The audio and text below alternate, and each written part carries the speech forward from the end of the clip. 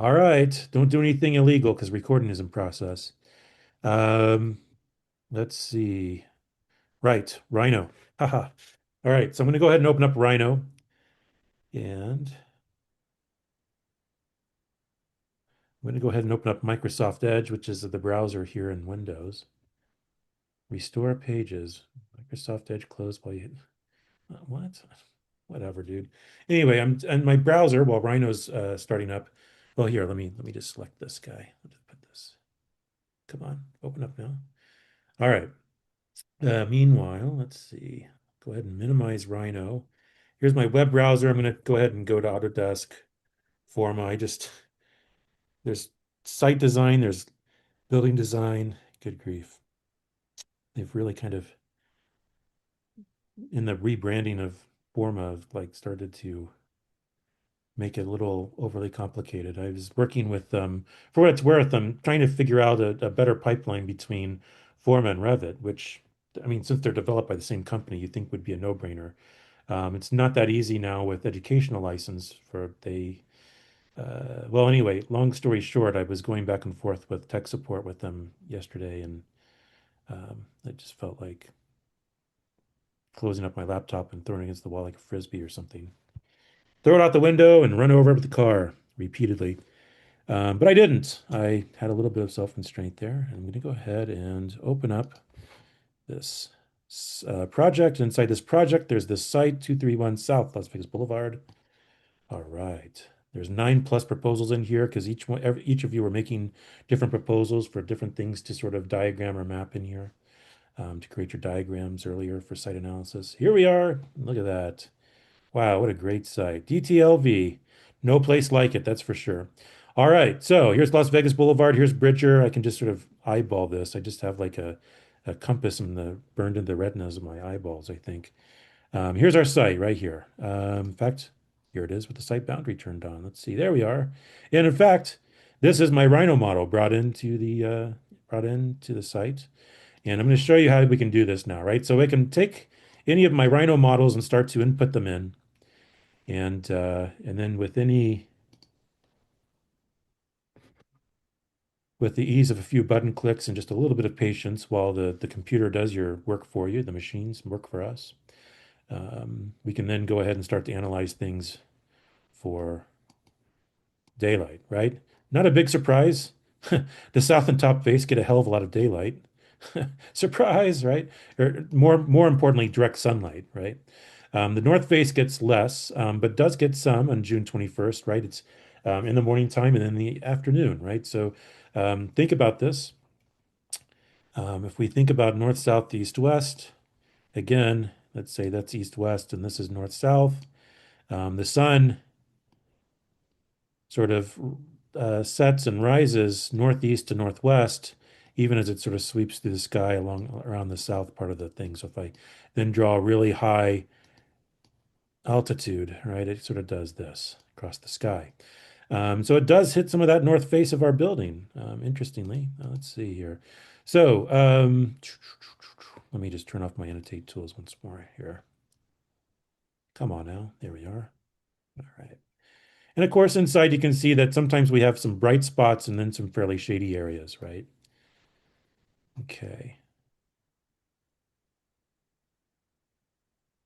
Righto. All right. So before I go too much further into the logistics of how to link these things up, let me just go through some of these tools. So not only is there sun hours analysis where you can start to see the visual representation of the number of direct sunlight rays hitting your site and your buildings, right? In this case, I did it for June 21st. So we usually, if we can't do it for every single day, and sometimes it's hard for a brain to go through 365 different snapshots throughout the year, because there's that many days in the year. What we'll do is we'll pick the extremes. So we'll pick the shortest day of the year, coldest day of the year, December 21st, and then the longest day of the year, June 21st, and then someplace in between, either of the equinoxes that occur in March and September 21st, respectively. So that's just how the sun cycles work when we rotate around it and we tilt back and forth away and towards here in the Northern Hemisphere. Of course, our latitude defines a lot of this, and that's why we specify our site exactly so that it can really understand the geometry of the sun as it appears to cycle or arc across our sky. All right, but there's others. Not only is there direct sunlight, there's also daylight potential analysis. Go ahead and view the result of this. Look at that nice blue color scheme. Isn't that super? Must have done this before. Oh, I see. I brought in just like four boxes and pumped them in here. Let's say these are 20 by 40 by 40 boxes.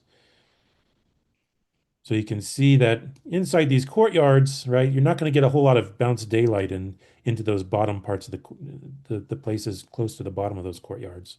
I mean, of course, along the top and the south, and then the unabated west and east sides of the far east and west modules, you're going to get a heck of a lot of daylight potential. But let's talk about this for a minute. There's a difference when we use the terms sunlight and daylight. Anybody know the difference between what we're referring to when we say sunlight as opposed to daylight? Feel free to speak up if you'd like on the microphone.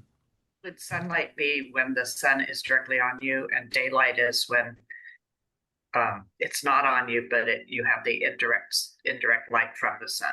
Yeah, exactly right, Gene. Perfect. That's a great description. Sunlight is those direct sunlight beams from the sky. They hit you. They make crisp shadows. It's basically the light energy from the sun, and it hasn't struck a surface yet. Once it strikes a surface, then part of that light energy bounces off, and just like a plane pool at the angle of incidence, angle of reflection. And But a significant part of it actually just gets absorbed as heat into the materials themselves, right? What we have to worry about with direct sunlight is heat gain, right? So in other words, if we have direct sunlight hitting the outside of our building, it's going to strike the outside of our building, and then part of it's going to dissipate outside as heat. And that's why we typically try to create thermal barriers between the outside of our building and the inside of our building, right? Particularly if we want to minimize the amount of heat energy that actually transfers through the wall from outside to inside.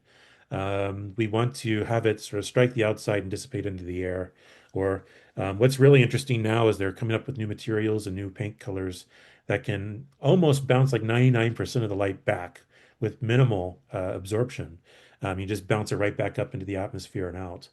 Anyway, suffice to say, that becomes a real big problem if we have windows and the sunlight goes through the glass and then strikes something on the inside.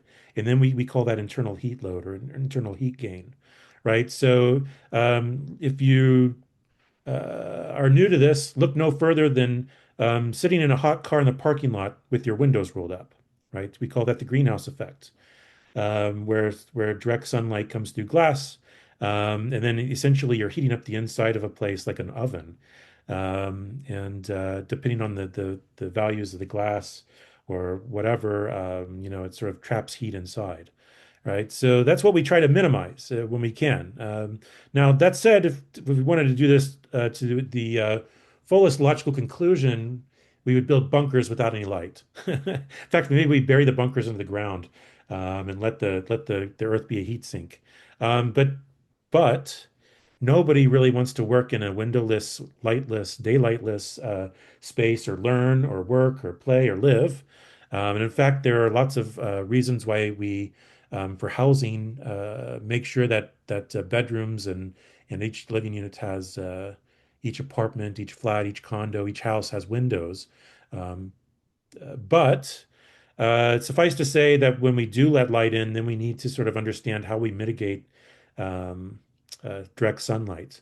And that's all to say that every time a direct sunlight hits something and bounces off, then it starts to become daylight. And so we're trying to, for instance, when you see horizontal louvers on the south side of a building, right? Um, the the logic here is that let's draw a section, and let's say there's my wall, and here's my window, and there's glass. And then here's my wall and parapet and roof, right? If I am thinking about wintertime when the sun is at a lower angle, right? The sun's going to come in, strike the ground, and start to, we'll have a bright inside, but we'll also have a hot inside, right? And essentially, we're making this a greenhouse. And greenhouses aren't usually very comfortable to sort of stand in. All glass greenhouses are not comfortable in the Mojave Desert, trust me. Um, Again, don't actually go out to the parking lot and sit in your locked up car in the heat in the sun, okay? You won't last very long. In fact, same if you're in a building that does the same. So the logic here is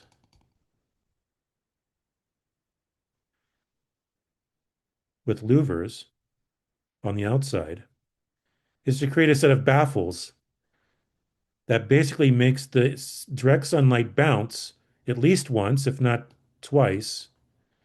And then we separate some of that heat from that light, and then we bounce in less direct, more ambient daylight. And in fact, what we typically try to do is we see things like when we're trying to talk about like functional task lighting, daylighting, we even look at like the typical table height, and then we measure how diffuse we can get light across work surfaces, learning surfaces, play surfaces, whatever that sort of elevation off the floor is, right? Um, but essentially, when we have sun and we know it's going to be coming at a particular angle, right, in the sky, we can actually think about the spacing and the depth of these louvers, and we can control sunlight and separate direct sunlight, separate the heat, and then bounce daylight in, and sometimes even bounce it in deeper with these things. Um, we can use the horizontal louvers strategy. Does that make sense when I draw that little section diagram? Now, here's the problem with this, with the horizontal strategy. Let's say this is a west-facing window.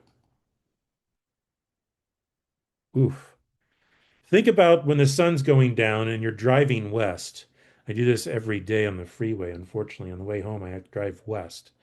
And when the sun is lower in the sky, no amount of horizontal shading is really going to keep it from coming directly in and being a real hazard to your eyeballs. And also in some of the hotter times of the day, before the sun sets, but all afternoon as the earth is heated up, is sort of bringing in a bunch of direct sunlight and as a result, heat gain, right? So when we talk about that east and west light, we try to minimize how much we can let in because it's usually at eye level and it's glary, makes it hard to see a computer screen or if you're driving, it makes it hard to actually just sort of keep your eyes open, right? Um, Nothing worse than that. Um, and no matter, and again, that the horizontal strategy doesn't work so well, right? If I'm wearing a ball cap, but the sun is at eye level, holy moly, like I can't block it at all. The stupid sun visor doesn't work either. It's kind of whatever. And so sometimes what we'll do is if I just extrude this out just a bit,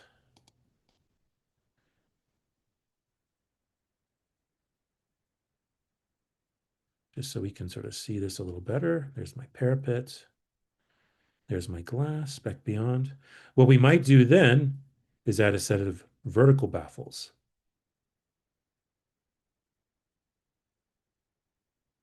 right?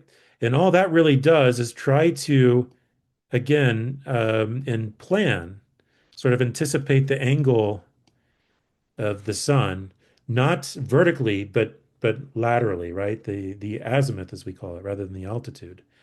And then bounce it in or to try to minimize glare, right? So it's like those blinds that sometimes like the tract housing that I live in uses for those big slider doors to your backyard. Oftentimes you'll see those as just fins that they're vertical and they can sort of move, and they always get broken, it seems like. If they get kicked around, or if you have a dog, they start scratching them up or whatever.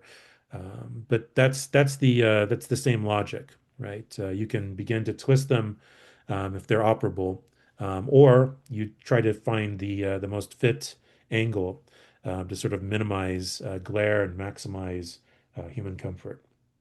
Okay, so coming at this from that angle, right? Literally, in some ways, we're thinking about sunlight and daylight and how we can start to measure where we might start to have problems, how we can visualize that quite vividly here with some false color mapping based off of the weather data for Las Vegas and the latitude and the solar geometry. and then begin to analyze it and see what challenges that we need to do, and then how do we translate that into a set of tactics, right? To maybe we start to add verticals or horizontal surfaces that project outward just to give a little bit of shade, or to minimize glare, for certain spaces, right? Where other spaces, again, we might want exactly what we're doing, right? A spotlight of sun coming through at a particular time of day, particular time of year. Okay. So we're trying to find that balance. And again, I'm showing you these tools because I think they're really important. I mean, sometimes Autodesk breaks the link between the softwares, but then they usually fix it after 6 months or so.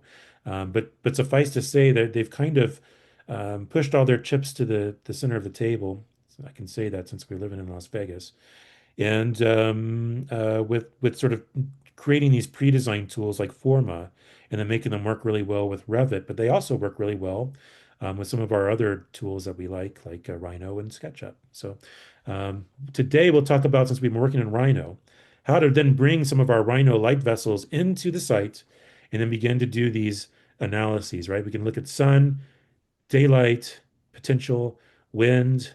If depending on how we uh, uh, deploy these things on site, we might have outdoor spaces that are in partial shade. In other words, we're creating a microclimate or a pocket park or courtyard, right? We can always, as you start to put these things on, do a microclimate analysis and see just how much of a microclimate you're creating in some of those outdoor spaces. So anyway, there's a variety of tools here that are quite useful. Shadow studies. We could even do solar energy analysis and try to figure out how much, where, and how much area is of our roofs are optimal for photovoltaics if we wanted to use those, etc. All right. I'm going to go ahead and just delete that dude away. Oh, you can see I hurt my guts. Planes in the inside. All right.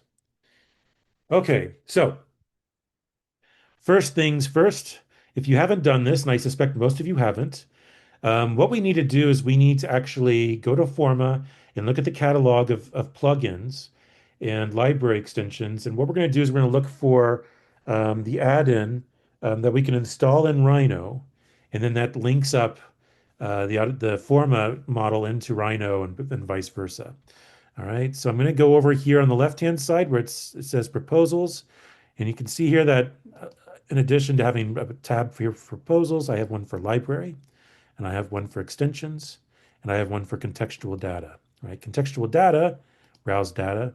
I can start to look at the catalog of both free and paid data sets, like for terrain and topography, for building footprints, for building extrusions, for vegetation, roads, and things like that. I've put everything in here that seems to work and have any kind of real data to it in our model already in our site design. But that's where I got it. I went to the data marketplace, went to contextual data. I can browse and I can start to upload. You can see I put in roads, buildings, terrain, etc. Right? I can go to extensions. You can see that I have an ArcGIS for AutoCAD, Autodesk Forma. I don't think I loaded that in. That might have been something that Isaac did. Isaac has a bachelor's in landscape architecture. This is sort of talking his language when it comes to ArcGIS and the ArcGIS system that he was using. And so maybe he loaded that in to sort of trade some information back and forth. There's a shadow study extension I added earlier. I'm just going to say add extension. Let's take a look at what's inside of this, right? I'm just sort of playing around. You can see we have aerial views, right? We could maybe look for aerial views and add those in. We can generate 3D building design options with generative AI. Archistar, never heard of that one. Um, I think there's one down here for Finch. I have heard of that one. That's a pretty common one that uses Gen AI to build a graph and relationships and then help you clean up floor plans. Shape Driver and some of these other things. But suffice to say, there's Autodesk Forma add-in for Revit. I've now come to find out that this doesn't work for Revit 2027, only for 2026 and below. Damn it, unfortunately. But look at this, Autodesk Forma plugin for Rhinoceros, right? So we can use it in Rhino. I believe there's even one for SketchUp here. Maybe they got rid of that too. I don't know. But it's kind of nice that Autodesk is actually thinking, let's play nice with Rhino for once and let you trade information back and forth. It's good that they're doing that. I would have figured that they would have just bought Rhinoceros by now, and then. But anyway, so what you can do is you can say download. It's not something that you add, but it's something that you download. And when you download it, I'll just minimize my screen. It gives you something that looks like this. It's like maybe an exe file or an MSI file. This one, I believe, is add-in for Revit, but there's also one for Rhino. I believe it's somewhere. Yeah, it's somewhere in here. I downloaded it earlier, right? You can close Rhino and just run that executable, that MSI file or exe file. And then the next time you open up Rhino, you'll have a new set of tools at your disposal, a new set of options. Let me just show you what that looks like here. But if I go over to the right side, I have all of a bunch of things docked over here on the right-hand side. So I can toggle back and forth between layers and my material or my properties, right? That sort of color wheel. Here's the sun with sunglasses. Man, I guess his future is so bright. But you can sun properties basically. Shaders and materials. We haven't even talked about those yet, but it looks like a little paint tube. Render settings, right? The sort of rendered sphere. Named views. If I right click, right, Forma is an option. I can look at this little icon here. That's the Forma icon. Look at that little guy. Oh, happy little Forma. And what I can do is I can bring up Forma, and you can see here. Right now, I have something listed already. But what it wants is a Forma URL. And so if I just simply go to my web browser and make sure that I'm in the right site, 231 South Las Vegas Boulevard.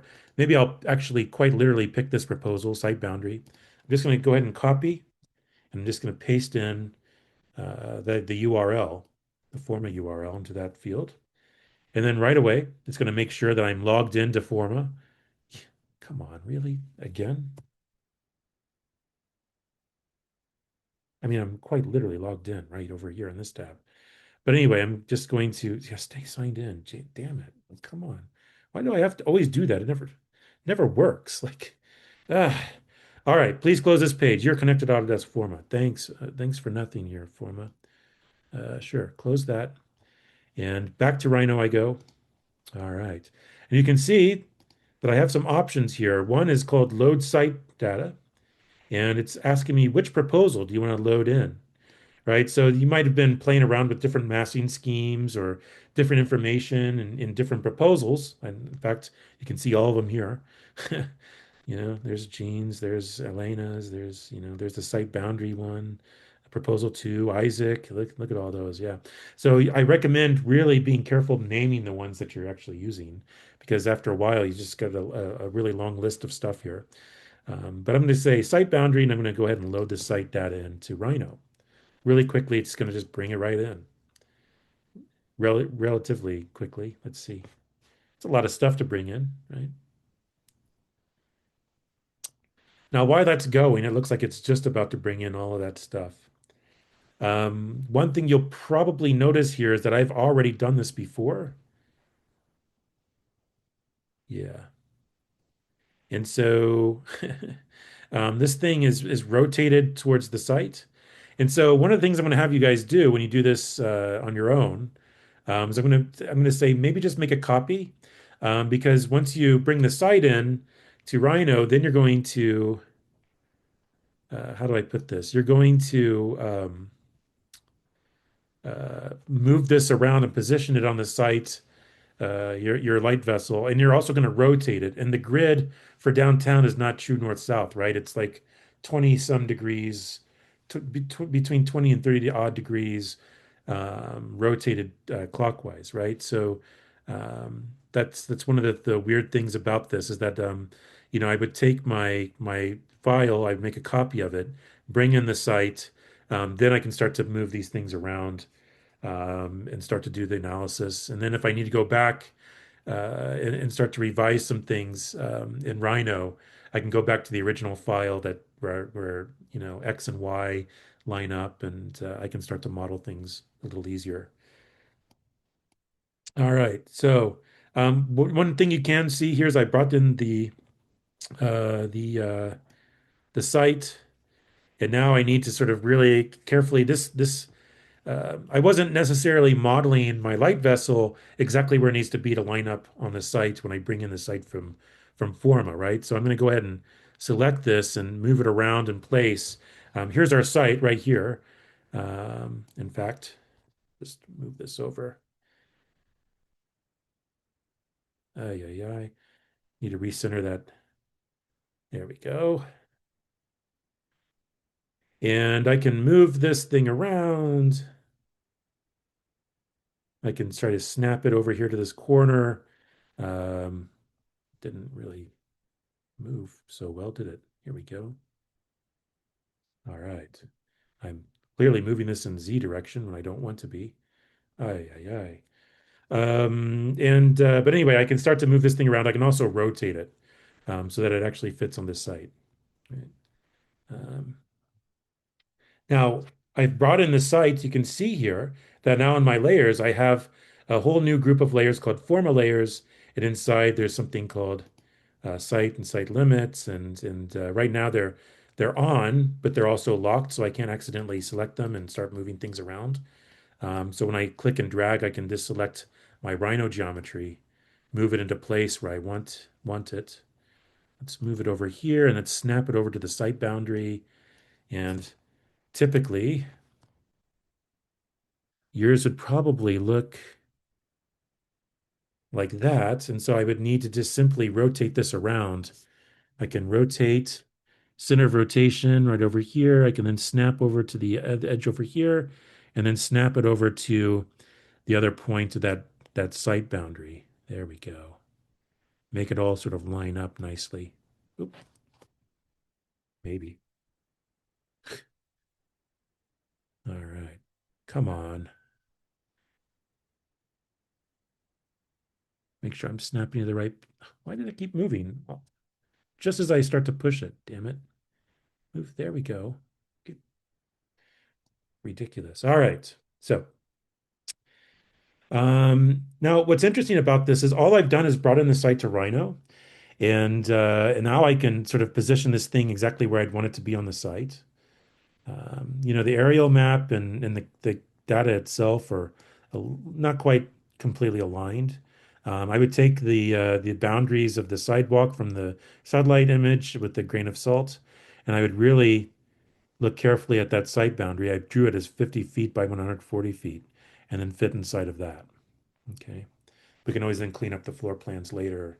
And if we need to go back to the site and make any other detailed measurements, but suffice to say, Jean brought measure a tape with her when we went to the site. The sidewalk right of way is about 10 feet for all practical purposes, 10 feet. The road starts, the curb and everything else. So let's see. Anyway, now we have all this stuff together. And again, I can sort of turn the site on or off as I needed here. It looks like I actually have all these things on layer 10. No, maybe not. I don't know. Where's the site stuff? It's just here no matter what I do. So I have level layer 10 and I have layer Josh, can 9. I ask a question? Yeah, just a minute. Oh, sure, sure. But yes, absolutely.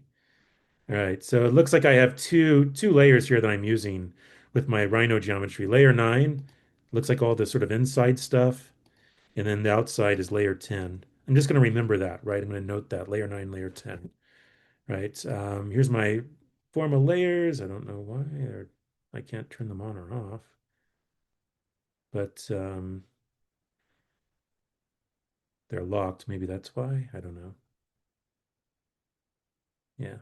Well, at any rate, one of the things I'm going to do now in this is for the next step is just take my surface geometry, my light vessel or light vessels, if you're working on two at the moment, and then bring them back in. Once I get them situated on the site the way I want, I can then bring them back into Forma, so I can do the reverse.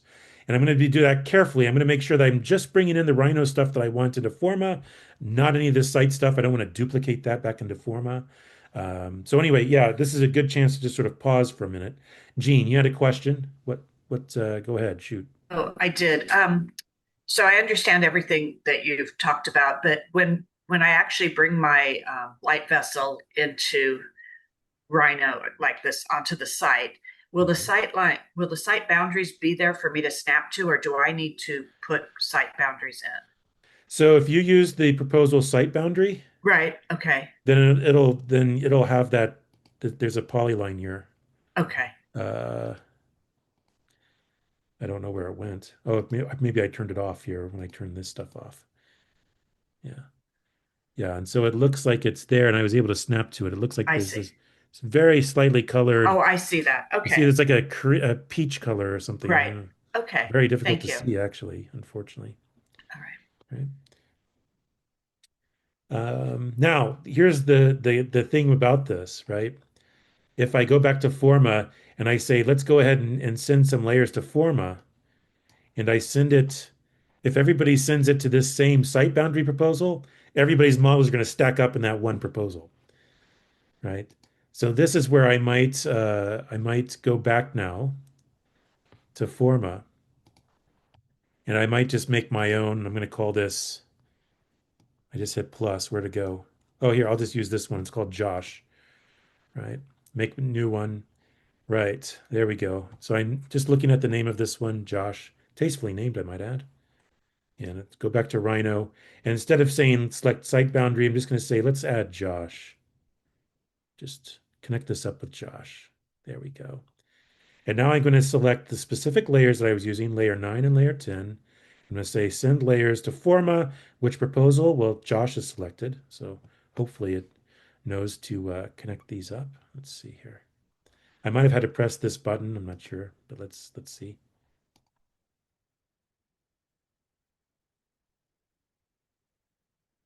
All right. There's the site boundary.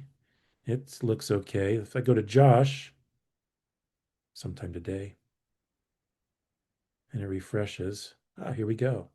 All right. There it is. Okay. I'm just double checking. Yeah, looks good to me. And so there's a light vessel down right there on the corner of Bridge and Las Vegas Boulevard. Look at that. All right. So from there, I can then begin to think about how to analyze my stuff. But suffice to say, it really just comes down to, again, I can go back and forth um, between Rhino and Forma really quite easily. And it all comes down to this box, right? Making sure you have the right proposal selected. Now, if I was going to make some adjustments onto this and then reload it, I can either reload it back into Josh, in which case I wanted to select and delete all the old stuff away first. Make sure that you're working in your own proposal, not someone else's, and you're screwing something up for them, right? Or I could just make a new proposal and I could call this Josh 2, final adjustments or something. It almost sounds like a movie, like a sequel, Josh 2, the final model, or whatever. Anyway, so then you can bring it back in, load it up, select the exact layers you want. You don't have to select any of these layers except the ones that are the ones you want to bring in, send layers to Forma, and then rerun, another set of analysis, right? So what I mean by that is, again, if I run analysis, let's see, let's go to Sun, run analysis really quickly. Let's see what it does. June 21st, and it's in progress. Um, but now let's say that I come back and I say, well, really what I want to do, I want to make some sort of surface out here. Let me see here. How would I do that? I might just sort of make something here. See if I can square this up freehand with the smart track. I'm not holding my breath, but no, I guess not. Yeah. So I'll just draw a line. I'll just take that line. I'll extrude it. Which direction? Well, let's change the direction. Snap, snap. Now I can go in that direction. Let me just offset this, or no, extrude surface. Let's just do that. Extrude surf. Oh, yes. All right. Solid, yes. Direction, both sides, no. I I really just wanted to go just a smidge here. I don't want a big thick dude. I just want there we go. There. Right. So let's say I did that, and I'm just trying to sort of minimize how much like sort of extreme northwest light gets in at the, at the end of the day in the middle of June and July. Then I can basically go ahead and revise. I can then make a new proposal, Josh 2. Then I can go ahead and run the analysis again, um, and uh, and test, check and make sure that that tactic actually worked, right? So you can actually begin to do a set of analysis and diagrams showing the next design moves you make and how suddenly you're turning red into orange or yellow, right? In a really nice, satisfying way. You're sort of showing how you're sort of mitigating some of the challenges when it comes to heat and glare. All right. So that's what I'd like to focus on this week. And what I'd like to do is sort of workshop this with you. Each of you can try this morning, uh, going through this process. On Wednesday, we can see what we have. You can run some analysis. We can see what we have. We can basically publish a few of these diagrams out. Let's see what this looks like. View the result. Let's see here. All right. Now, when I run this, you can see that I'm having a little bit of some goofiness here. And the reason I say that is because, look, the outside isn't actually receiving any information, but the inside is. And what that typically means is that I have something that isn't quite manifold. In other words, it's something that it's a little confused as to what's inside and outside, and as a result, it's not able to sort of calculate everything, right? So we'll talk about that with troubleshooting if we need to. But I basically explode this outer shell and clean a few things up, and then join it back together, and hopefully that solves it.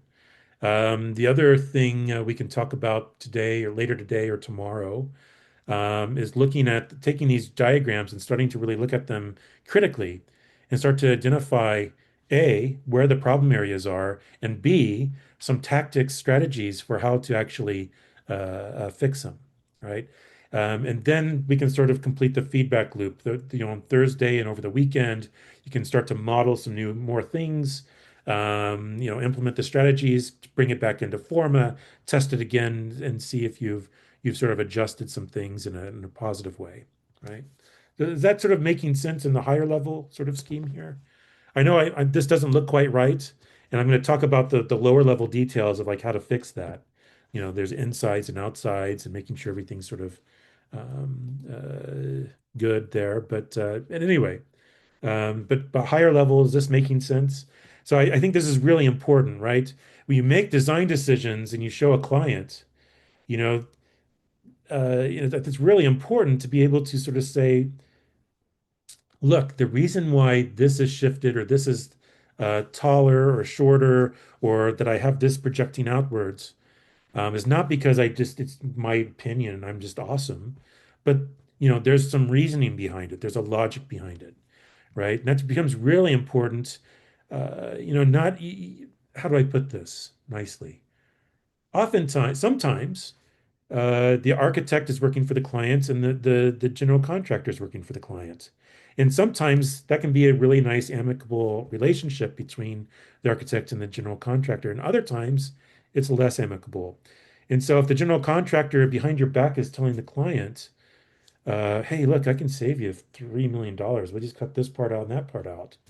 You want to be able to come back and say, you can't cut that out. If you do, you might save 3 million now, but every year you'll be spending 8 million on operating costs because you're going to have a higher air conditioning bill. You're going to have to retrofit those openings eventually. It's going to cost you a lot more. And it's going to look like crap, right? So, you can begin to have it's very defendable set of design moves and design decisions. And you work this so that if it's really good, it can't just be unwound like a ball of yarn without undoing all the goodness, right? So what you want to do is make decisions that can't just be like taken out arbitrarily. They're not added arbitrarily, right? And so therefore they can't be taken out arbitrarily.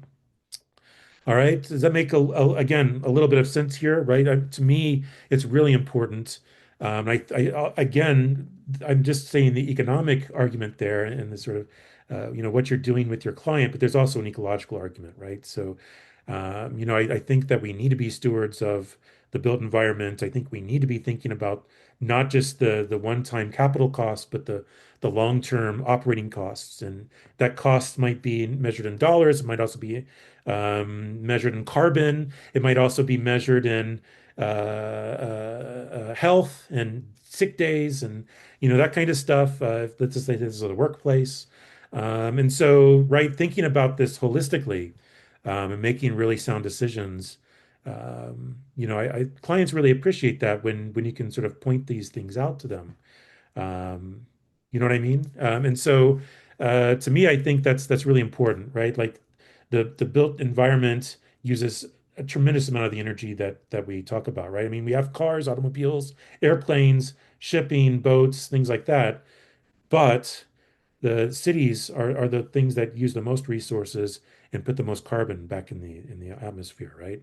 And two-thirds of the landfills in the entire world are comprised of the buildings, right? Whether they're being demoed or waste during the construction process. And so again, anything that we can do even if it's small and incremental, can have a pretty dramatic impact on our footprint on the environment at large, right? And for future generations that have to operate in our on Earth. So again, I'm sort of talking big and then small and zooming in, zooming out, right? But I am sort of presenting this as this sort of multifaceted way to sort of run some analysis that again can really help you make some key decisions here when it comes to the outside of your building, right? That envelope, the skin, right? That mediator between, right now, I think today's high is supposed to be 108 degrees at the airport. And then whatever you think is comfortable on the inside, right? I think that's that delta temperature difference between the outside and the inside. And how do we begin to keep people comfort on the inside? All right, so let's see here. I'm going to just go back. I'm going to go ahead and delete this, delete this, delete this, delete this. Oops. And I'm just going, sorry, I didn't quite hit the delete button there. Okay, there we go. Go back to Rhino. I have level layer 9, level layer 10. I must have layer 9 as the active layer. That's fine. And let's see, let's go back to the Forma. I'm going to make sure Josh is loaded. And 9 and 10 are, I'm going to send those layers back to Forma. I go back to Forma. Once this is done, I might have to refresh my browser um, for it to show up. Proposal editing, discard edits. Let's just see what it says here. It's like, are you sure? Like you, maybe it's telling me I'm playing pretty fast and loose here, but let's see if I can. Okay, I'll just send it again here and maybe I'll hit the other option. Ay, ay, ay, come on. There we go.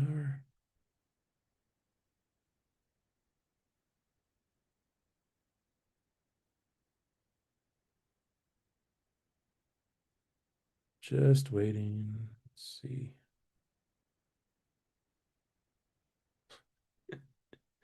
Okay, let's see here. All right, send these. Let's hit the send.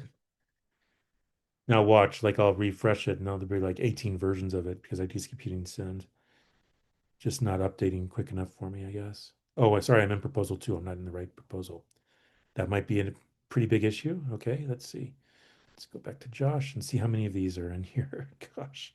Oh no. Let's see. Come on now. All right. There it is. Yeah. I think I've put it in here twice. Nope, maybe not. All right. So now what I'm going to do is I'm going to say, let's run the sunlight analysis. I'll just use the entire model. Sure, why not? You can see that when I go to the run analysis tool, it's highlighting in blue what it's actually going to measure and then apply a false color map to. And then of course I can change the analysis date. So let's run this for June because I was trying to mitigate that northwest light at the end of the day.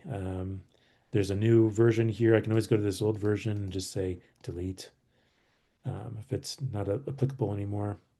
June 21st, run the analysis. It's running right now. It says it's in progress. It's running on a server farm somewhere else, one of those data centers that they keep building. So uh, let's just wait.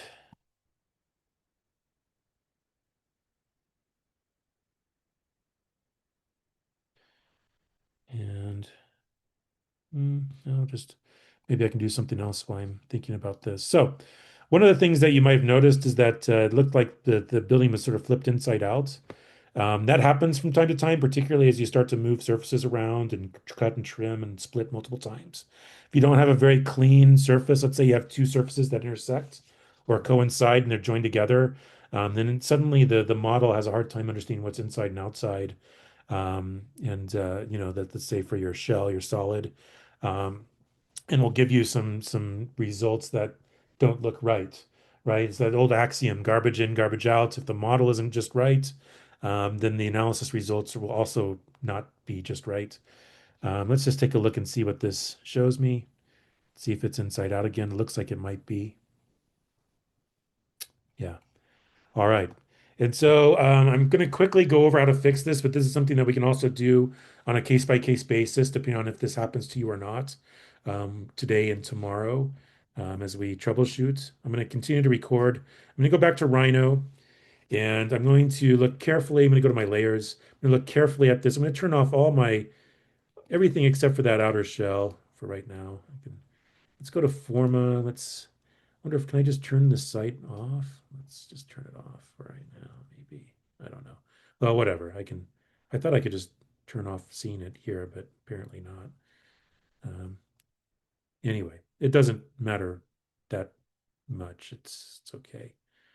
But what I'm going to do is I'm going to look at this. Well, this is what I mean, this solid here. And there's a couple of things I can do to analyze this. It says one closed poly surface, and that's nice. But what I can do is I can go around and just see what kinds of things might need to be cleaned up here.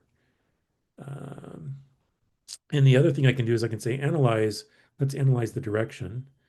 So it looks like the outside is flipped to the outside. That looks just fine to me. So I went to the analyze pull down, looked at direction. I can do diagnostics and edge tools. And I know what I'm going to do is I'm going to select this. I'm going to say analyze edge tools, let's show edges. Now there's a variety of types of edges here that we can start to look for.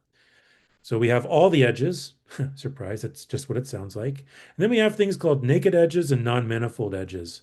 Right, so what do naked edges mean? That means that they're edges that they don't actually have another edge of another surface coinciding with it, right? So um, let's look and see if we have any naked edges.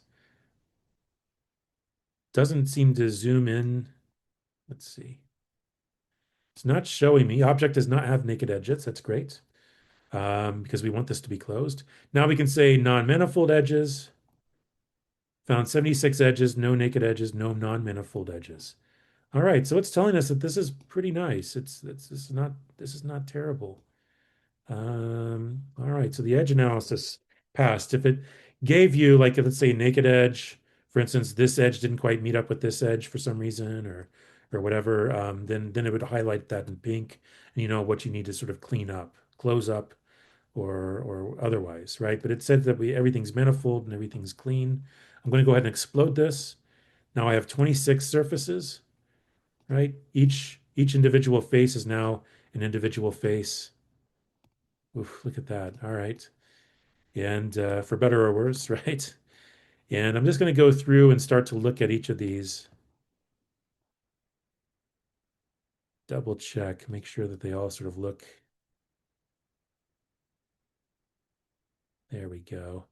And oftentimes I'll look first at where I've cut openings. So I look at those the sills and jambs, and just make sure that everything looks like it should. Looks like it's working the way it should. There's one. There's one. Yeah, that's all closed up. Okay. Last but not least, let me just try this. I'll go ahead and join it back up. 26 surfaces are poly surfaces joined into one closed poly surface. Very good. That's exactly what I was hoping to see. Go ahead and save. And let me just go again to analyze. Let's look at direction. Looks like it's out. Okay, just hit escape. So now maybe I just go back to Forma. I'll delete this old one away. Let's see. And I'll say layer 9, layer 10. Let's go ahead and bring those back into Josh. And let's see if that looks any different. But sometimes what I might do is actually remodel some of those inside jams and sills. Just make sure that everything's closed up and is nice and manifold. There's nothing there that discard edits. Sure. Come on. All right, go back to Josh. Let's go. There we are. There's the new one. No, it didn't. Hmm. Let's see here. Oh, sorry. This is so lame. I need to turn that layer back on, layer 9. Okay. And then send both of these, layer 9, layer 10, send to Forma. Hey, all right. And I might need to give it a minute or just simply refresh the browser. Let's see what it gives me here. Make sure I have the right proposal selected here. There we are. Oh yeah, there's our new shading system, shading device. Let me just run the analysis one more time. Let's see what it actually gives me this time. There's the old one. You can see that the result doesn't look so good.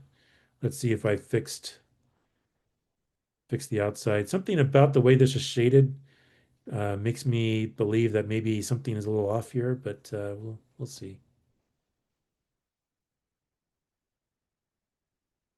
Like maybe we're looking at the inside, not the outside or something, or there might be a redundant surface somewhere. That's in progress. All right, so while I'm doing that, again, I'm just cleaning this up. Let's just go to layer 10. One thing I can always do is say analyze direction. I can always try to flip the direction. How do I flip direction here?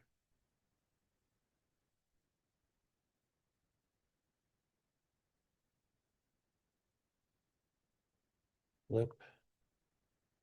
Let's try flip. Select objects to flip. Cannot flip a closed solid. Oh, okay. Fair enough. Whatever. One thing I'm going to do really quickly is I'm going to go ahead and explode this again. And I'm going to type in something called cell dupe. What that does is that it'll let Rhino select duplicates, select any duplicates. I don't see any duplicate surfaces here. It didn't select anything. So I'll go ahead and join it back up here. But here's what I suspect sometimes that yeah, see, I think I'm going to get the same result again, that this thing is the outside is somehow not manifold for Forma. I don't understand why. Um, that piece is. There we go. Right. So one other way I can think about this is I can start to break this up into its constituent pieces and then make sure that each one is nice and manifold. What I mean by that is I might take the west wall and then make that separate from the south wall, make that separate from the east and the north, and then make that different and separate from the floor and from the roof. But so I'm not getting the results I want or need in Forma yet, for whatever reason. Um, and so that means I have something I need to clean up here in Rhino. I had it cleaned up the last time, but then as soon as I started to move some things around, it I somehow broke it again, I guess. I don't know. Another thing I've noticed is that if you have these red things sort of like smacking into this, I might actually just sort of pull these back and try that. What I'm gonna do is say move. I'm gonna try to sort of snap and then slide near.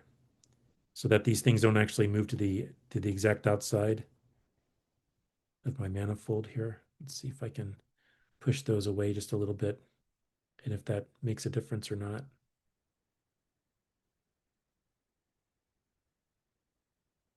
There we go.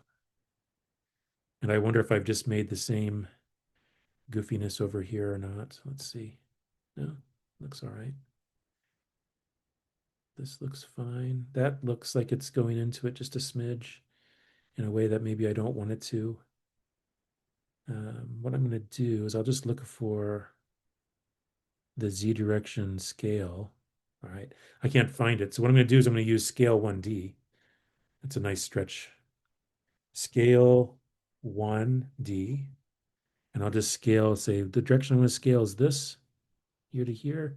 And I just want to shrink this down and make sure that just stretch it in that one dimension, not all three at once.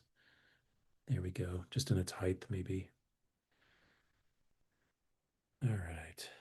Meanwhile, let me just go back. There's a little bit of a lag here, right? I mean, that's the drawback of letting the computer do the work for you, is that you have to wait sometimes and be a little patient. That's where you sip your coffee or go have dinner or work out or, whatever it is, do your other homework. Let's see. So again, I'm having the same result here, the same issue. Let me just see if this fixes that or not. Let me just, again, delete this old stuff out. All right. Save. Go back to Forma. Send these layers to Forma.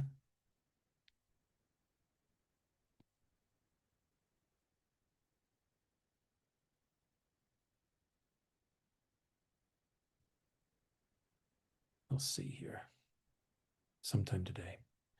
Right? So this is nice that you can go back and forth without having to export different files and import different files and then move things around and scale them to the right units and things like that, which is kind of how this process worked before. All these direct links were just, you had sort of one plugin, one button, and it all just works. Again, I'm seeing this sort of, you see how this is shaded and it almost looks like it's inside out. I suspect that we're running into the same issue. I'm not sure why, but let me just close this. So at a certain point in time, I might just close the file and open it back up and then re resend to Forma and see if that, just restarting makes any difference. But let's see if. But I suspect we'll see the same thing, just because I see like this is sort of a dark, it's like this sort of weird shading that's happening here. It doesn't look as manifold and nice and clean as the smooth as the rest of the model. I'll actually look at this over lunch and see if there's a fast smart fix for this as well, in case any of you run into this. But I did want to bring that up because that happened to me, and I know it might happen to some of you. Hopefully not all of you, and not all the time, but it happens occasionally, where you look at this and you go, "Oh man, like it's just having a hard time understanding this," and as a result, you're sort of seeing through surfaces that should be there. It's not putting false color maps on the outside, which is where you really want them, part of where you really want them, and so you're not quite sure if the results um, really accurate or not. Yeah, see, I'm looking at this and it doesn't look correct. Yeah, see how I'm able to see through those outer surfaces? That's really odd. All right, so let's see here. Rhino to Forma surfaces aren't, let's see, aren't showing up correctly. Let's try that. See if there's a quick thing here. Ensure watertight. Yeah. Rebuild or untrim broken surfaces. Flip surface normals. Increase display mesh quality. Check layer characterization.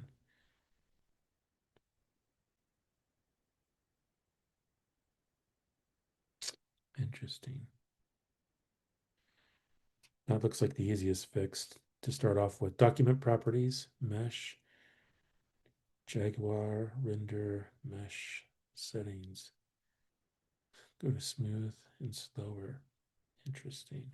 Check layer categorization.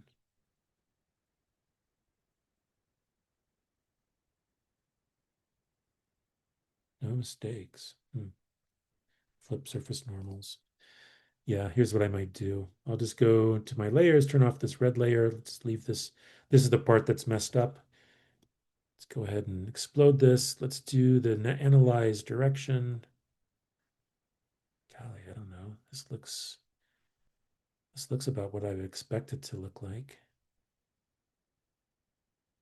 And maybe they're rooting for Mexico or Italy in the World Cup, neither of which are in the World Cup anymore. Didn't make it through the knockouts. Let's see. Da, da, da, da, da, da. Yeah, I don't necessarily see a clear fix here in my case. Let me look at this analysis. There's the edge tools. Turn off showing curve edges. Flip direction. There's also curve analysis. Yeah, I mean, that's exactly what I would want it to do.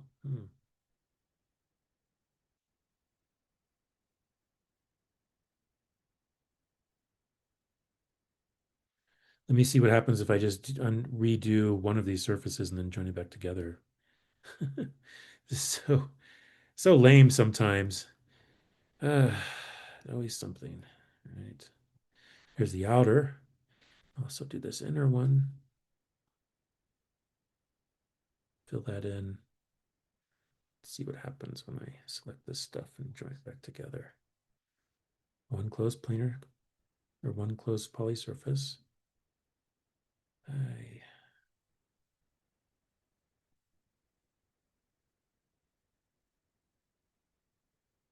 at a certain point, I can just always just keep resending just the outside layer, but like I'll turn both on and send both at the same time. Let's see here. Send layers to Forma.